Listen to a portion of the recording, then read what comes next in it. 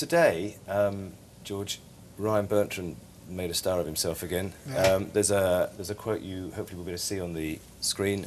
It says, well, it's from Ryan on his Twitter.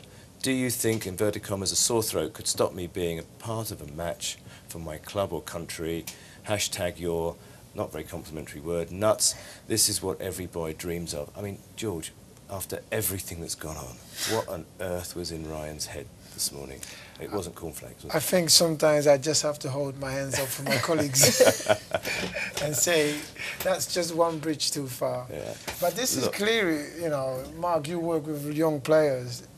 In the UK, I find that a lot of players are not well educated enough in terms of working with the media, with the press.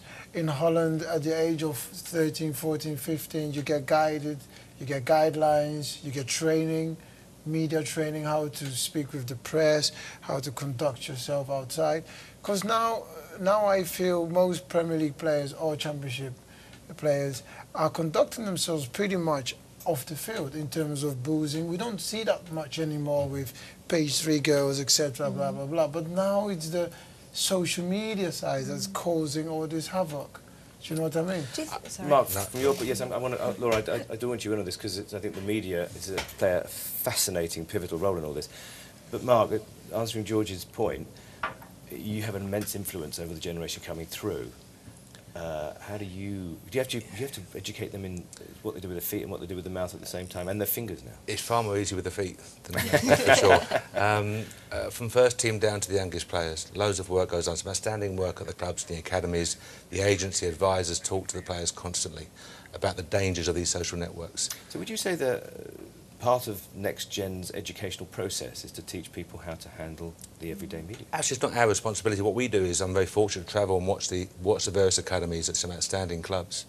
And many big-name clubs, and the biggest clubs in the world, we hear them say, we'll take the boys out for a trip around London or a trip around Paris to avoid them being on their phones. They live on the phones, and we can sit here as an older generation and say, oh, it's easy to stop.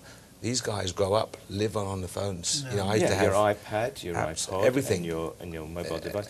Laura, this is plays for you, doesn't it? It does. For the media now, a lot of the journalists that I know, you know, they're to find source of material every day. Now they just go on Twitter and they see it. It's there for them. Yeah, just one point I wanted to pick up on. Do you think young players realise that it's a public forum? I know it sounds obvious, but I still get the impression that they still think, even older players, they still think it's, oh, only the people that can follow me can see this and this sort of thing. Even now, after the fine. Agree. You've got that lack of knowledge, and you've also combined that with a very emotional, passionate sport. Yeah, absolutely. And you talk about the Ashley Cole coin, I'm sure that's heat at the moment. I'm sure he's been advised 1,000 times what to do, but it's that passion.